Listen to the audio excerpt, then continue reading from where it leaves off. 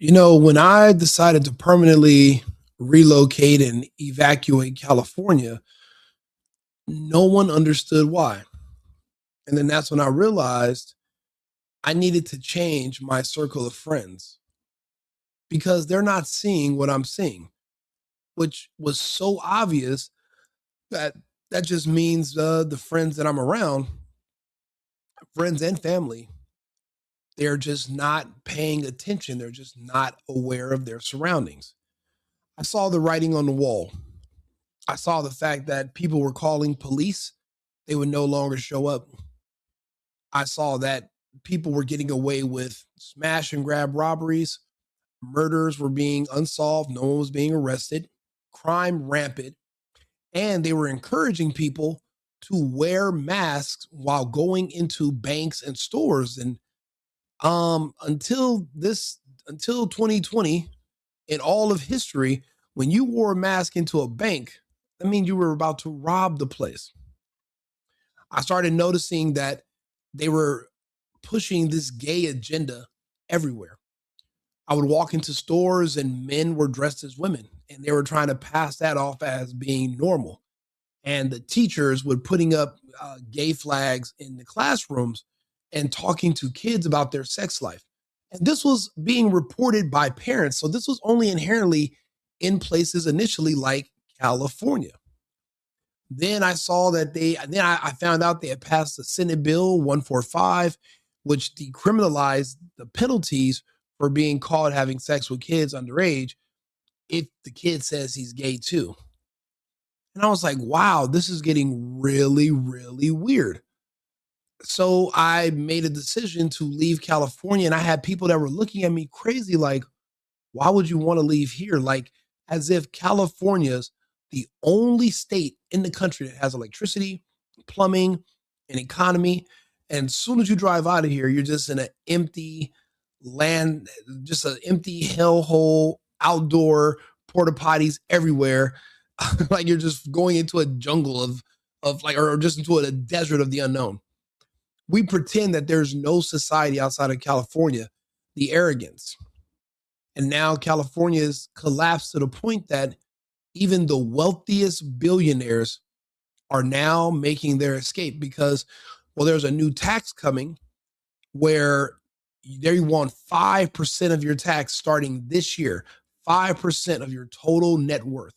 So if you're a billionaire, the state of California wants hundreds of billions of dollars to be transferred to them from you, just so they can give it to probably fraudulent daycares that are owned by illegals from other countries.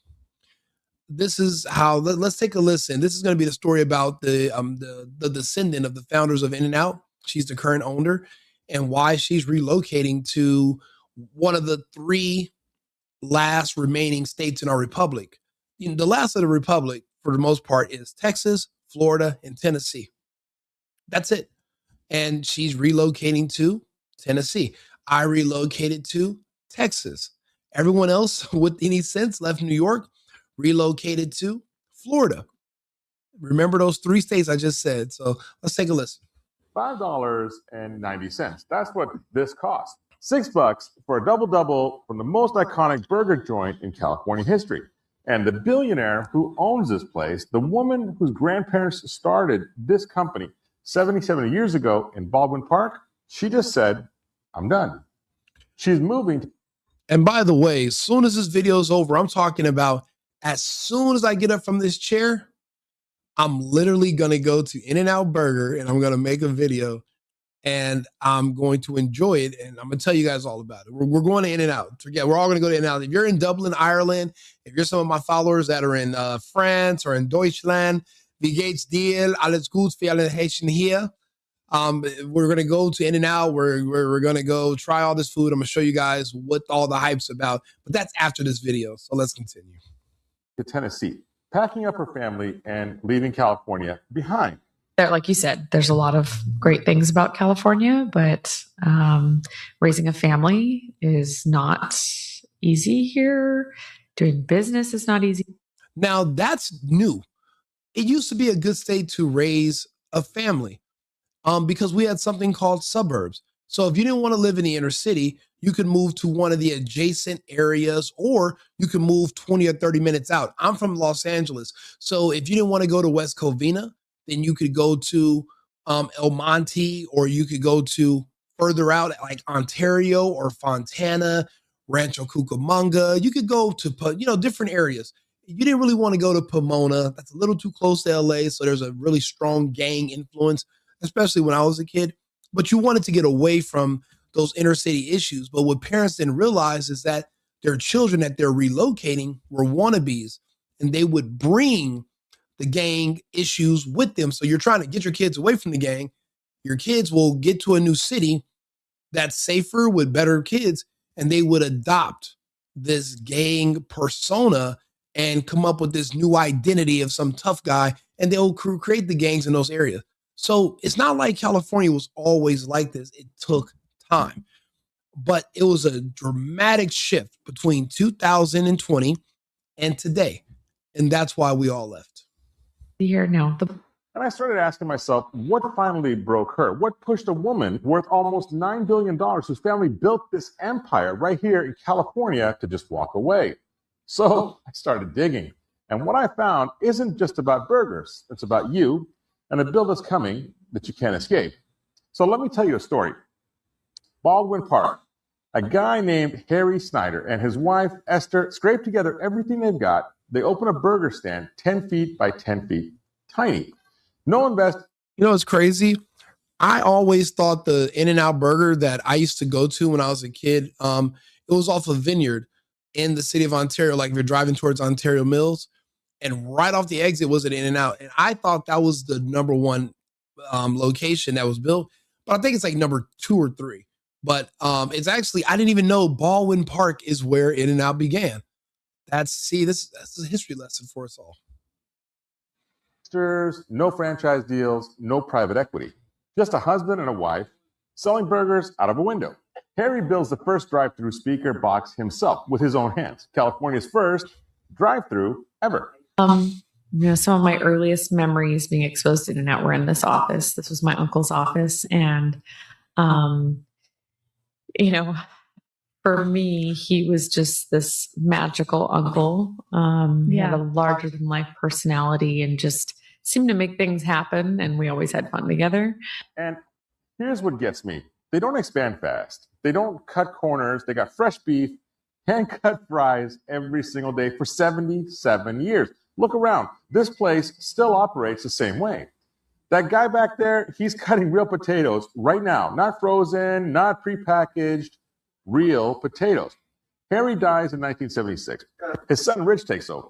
Rich dies in a plane crash in 1993. The other son, Guy, steps up.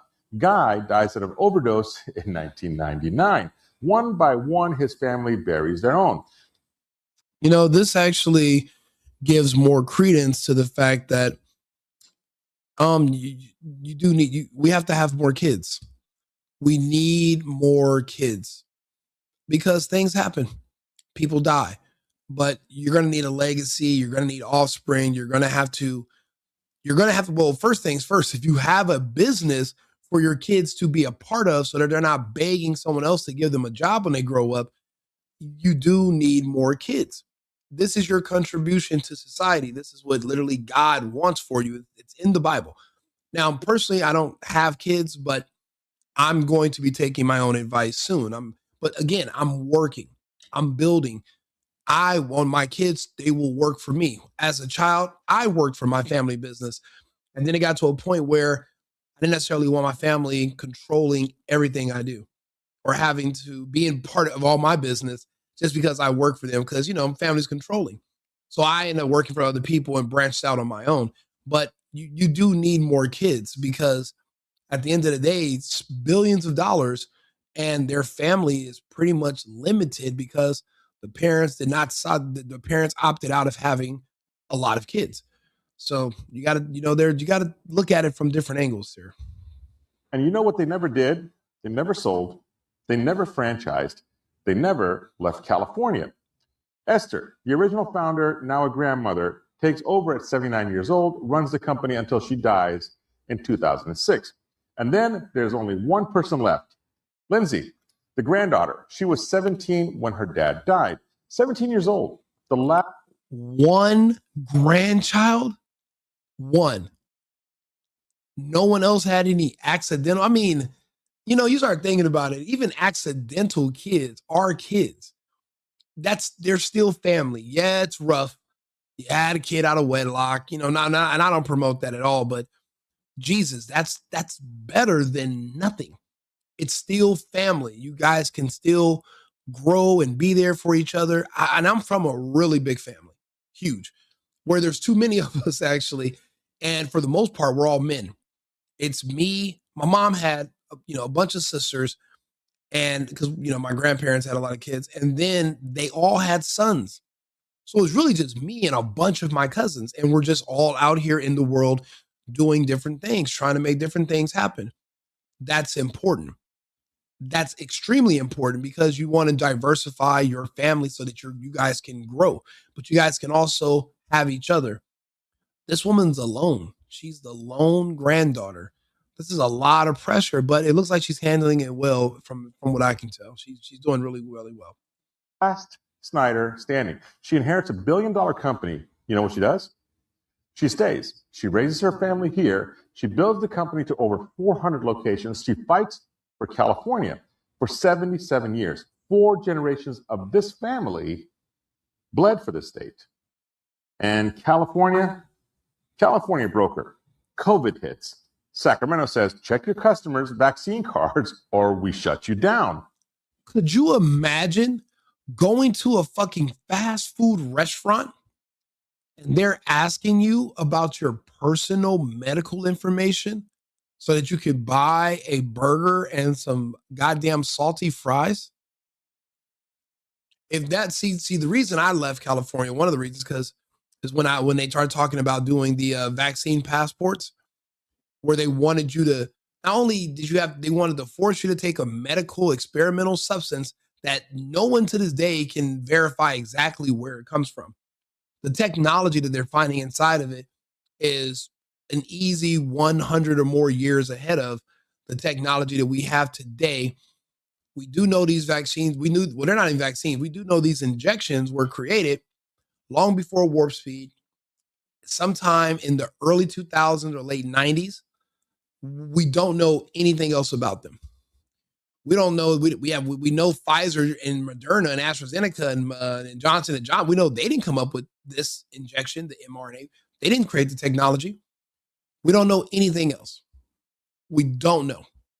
So they wanted to force you to take it, and then you had to show proof.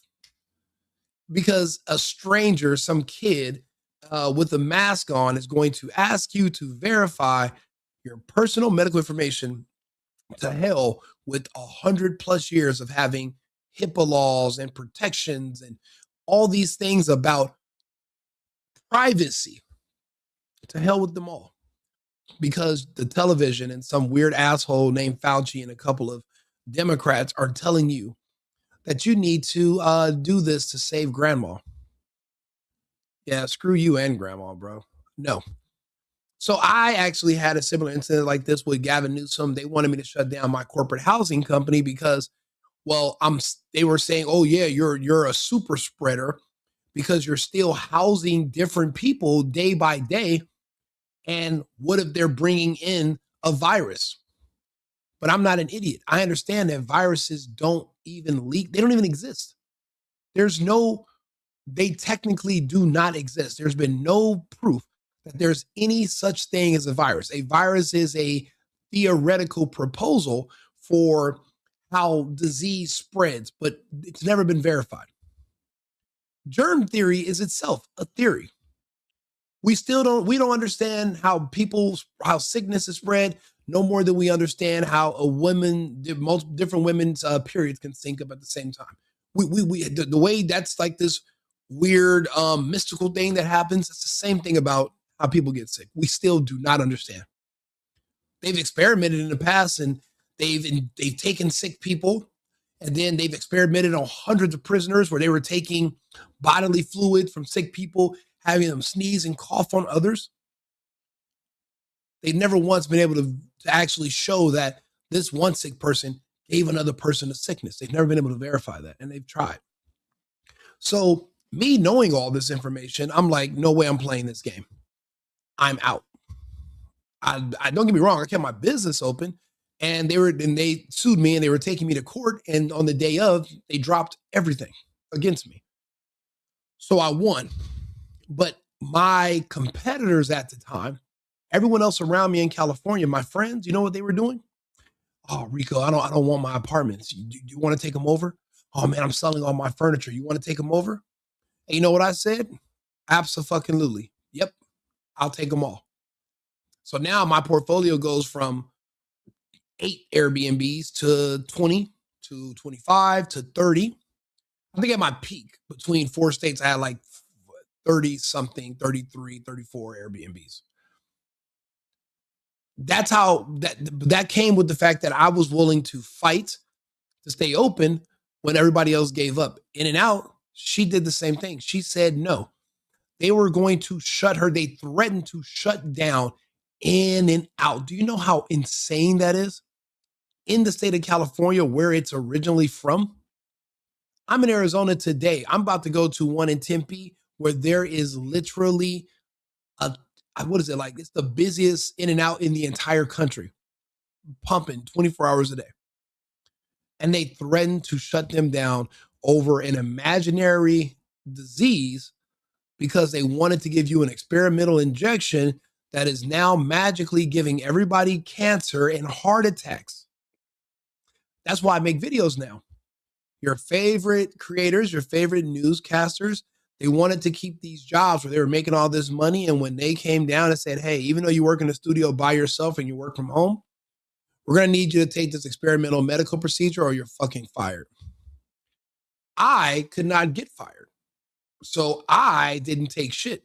And even if I was going to get fired, I still wouldn't have took it. I would have rather been homeless. I would rather sleep on the streets, me and my dogs, than to let anyone coerce me or force me or threaten me into doing anything that I don't see the purpose in doing. We had to draw the line somewhere. I think now with not just the COVID stuff, but if she has children, if she has sons, and she sees that there's literally a push for your boys to be girls and to be gay, she has to get them the hell out of there. Has to. I have friends that I told them a few years ago, hey, you know, your little boys, you got to get them out of school in California. You got to homeschool them. And people laughed at me. And now some of them, their sons are wanting to be girls. They're already, you know, they're coming to a certain age where you can tell who a boy is going to be. And they're wondering like, well, what happened? What did I do wrong? And I'm like, well, it's not you. There's a school you send your kid to. They spend twice as much time with your kid per day. The school is implementing their values into your son. It's not you and your values. Matter of fact, they're going to turn your son against you in a couple of years. And when they go off to college, they will come back a multicolored hair, septum wearing, confused Democrat protester, and you are screwed. No more ambitions of having grandchildren or passing on your lineage or being a grandparent. That's a wrap. This woman sees that is coming. That is the goal for her family. If you stay in California, that's what Gavin Newsom wants for your kids. He wants more trans kids. He wants your kids to be trans, which is basically he wants your kids to be confused and abused, mentally ill and suicidal. He's calling for it. So if you're a woman or you're a man, and you're thinking about if you're considering your family above everything, then you would have already left California, which is what this woman is doing now. But it's a little too late because, well, she's still here, a part of this fiscal year. So they're going to still try to take her and she's going to have to fight. It's going to cost her millions just to fight them taking hundreds of millions away from her. This is crazy. Lindsay says no. Well, there were so many pressures and just hoops we were having to jump through. You know, you've got to do this. They have to wear a mask. You have to put this. What I think about the Venezuelan situation, well, I'm Cuban. And just like the rest of us Latinos who families came to the United States to escape communists and socialists, we don't like That's why do you think we don't deal with American communists and American socialists?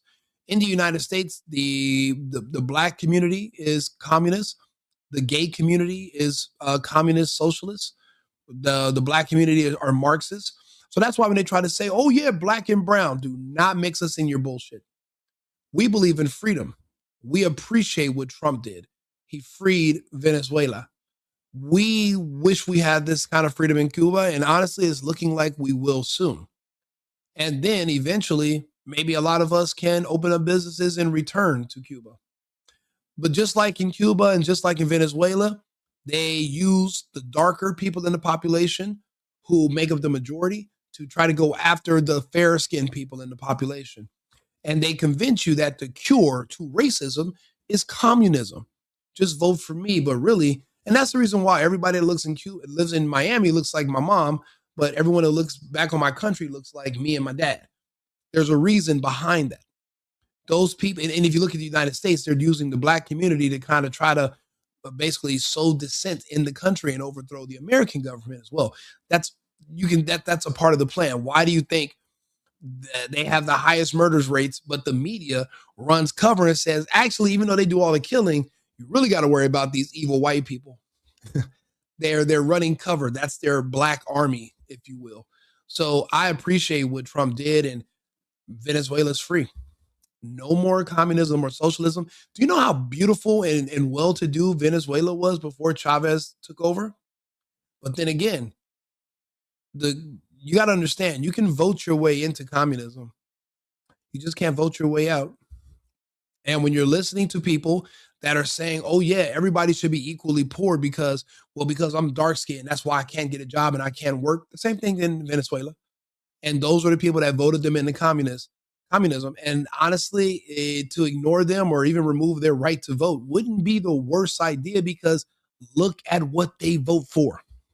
They vote against your country's best interest, and they vote in favor of turning over your country to communism, changing your form of government into communist, because they want everyone to be equally poor because they're insecure and they hate to see others doing better than them because you might have a stronger work ethic.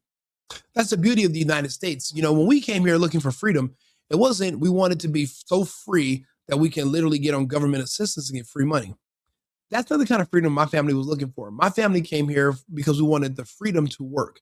See, in our country, you couldn't, depending on, no matter how hard you work or didn't work, you didn't have the opportunity to make more than other people. But in the United States, you can outwork other people, or you can be smarter than them. And then you can earn more based on how much you want to work and put into it. That's the part of freedom in the United States. You can literally choose to outwork everyone around you, and you can make more and you can excel. That's not an option everywhere else on earth. Actually, that's not an option anywhere on earth. Not anymore. So that's why the United States is great. Venezuela now has a chance. There's not very many places where you can go where you have these opportunities. With the right government, since Venezuela has strong oil strategic reserves, the largest in our region, or I think like one of the largest in the world, without a dictator, they can actually go back into a capitalist society in maybe under 3 years and get back to work, get back to business. And their people who fled, the 8 million Venezuelan people that left the country, they can be repatriated and come back. So, and that's the goal. They're celebrating in these other countries, and they're like, well, we're ready to go home. It's a beautiful place. I mean, I live in South America, so it's an amazing place. So that's what I says. Plastic thing up between us and our customers, and it was. Oh yeah, absolutely. I'd support Trump. Who else would I support? We only have one president. Really terrible. Her company released a statement, and I'm going to read this to you because it matters. We refuse to become the vaccination police for any government. It is unreasonable, invasive, and unsafe to force our restaurant associates to segregate customers. Held the line. Like, we're not policing our customers. What the hell? You know what California did? They shut her down. Yes, we were shut down for a brief moment, but it's worth it. They fined her. They came after 5 more stores in Contra Costa County. $1,750 in fines, citations, and threats. And they make that every 2 seconds or less than that. So ridiculous.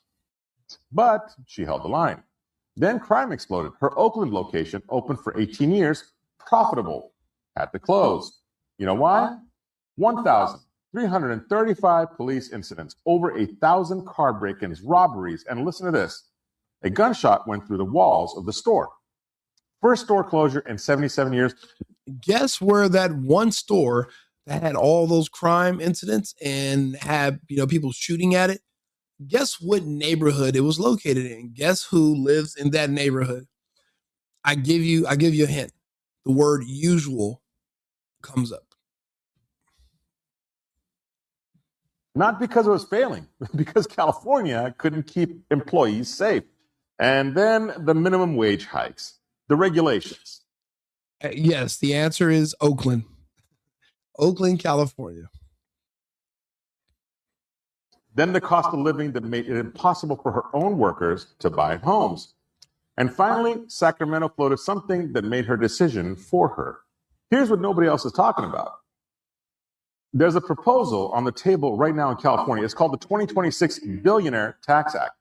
One-time tax, 5% of your entire net worth. If you're a billionaire living in California as of January 1st, yesterday, 2026, you owe.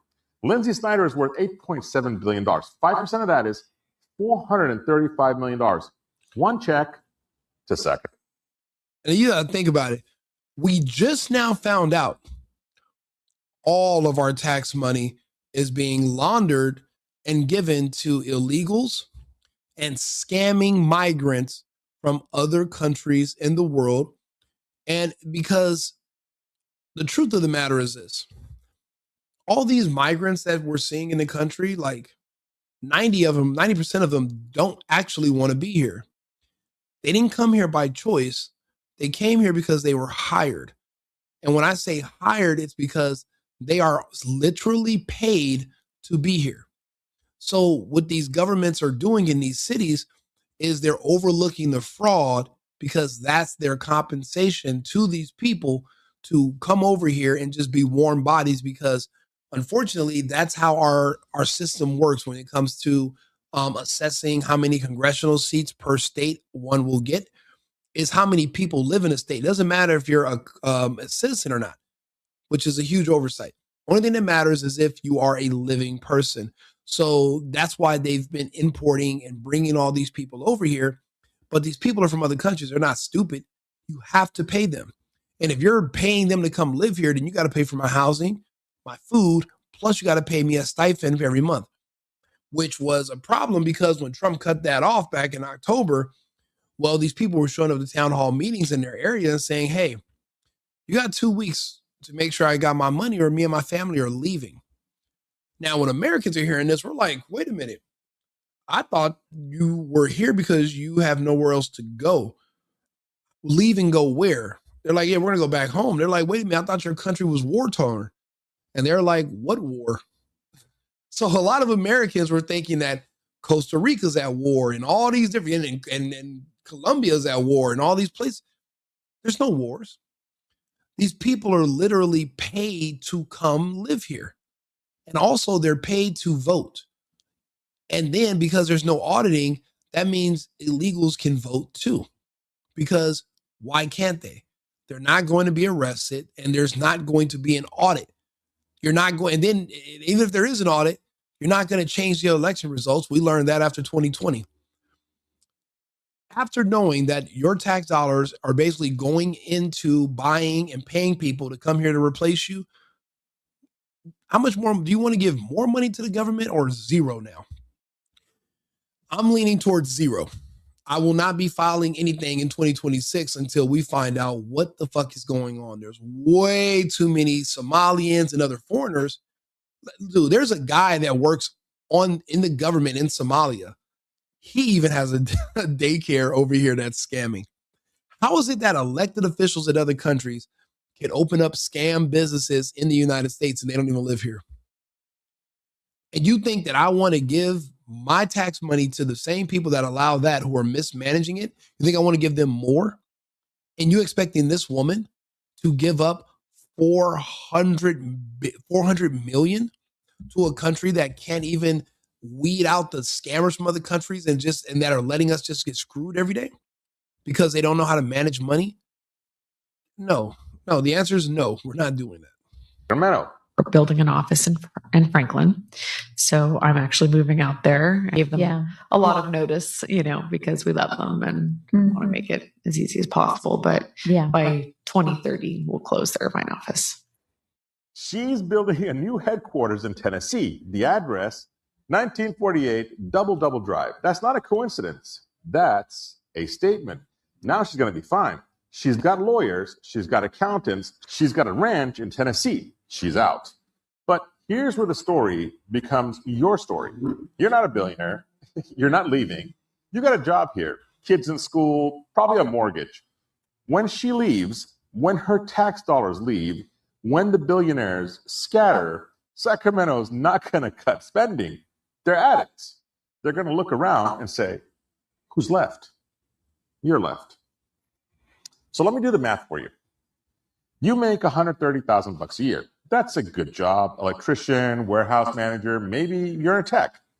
5% of $130,000, $6,500. That's your emergency fund. That's your kids' braces. That's 2 months of rent.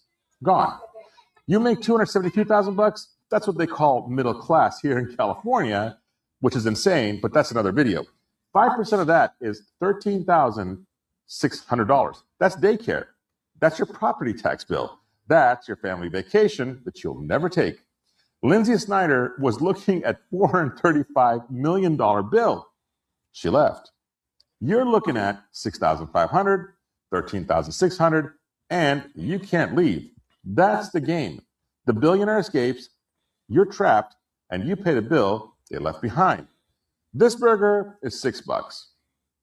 The woman who made it possible, whose grandparents invented this in 77 years ago, just said goodbye to California. She held on longer than Tesla, longer than Oracle, longer than Chevron, longer than SpaceX, but she's the last loyalist. And even Chevron they're just now relocating to Houston. They just announced it. So she's right after Chevron. The biggest companies are all pulling out of California. They don't want anyone here. They want California to be a communist, socialist country like Venezuela. That's what they want. That's why do you think they're so mad about what happened to Maduro? Because that's their goal. That's their goal, ideal place.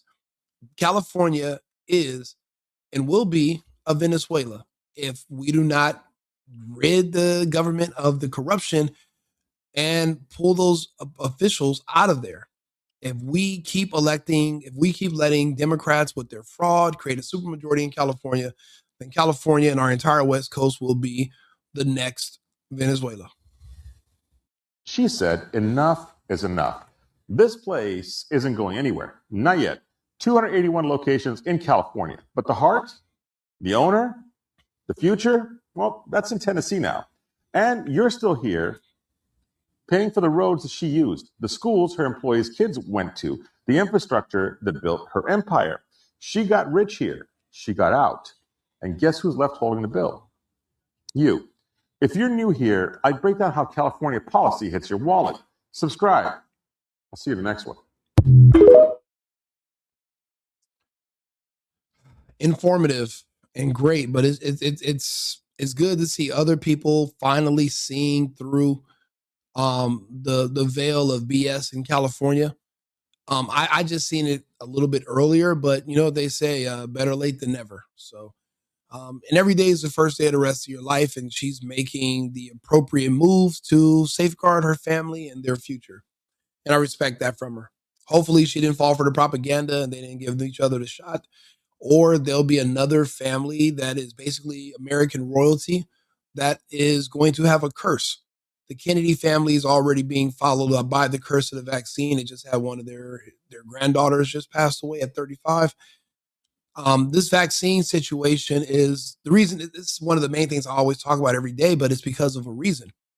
I was just at Starbucks just now. One of my best friends, one of my best guys I've ever met. He lives out here, and he's in there, and he was like, they just out of the blue found a mass in my mother, and he tried to stop her from taking those vaxes.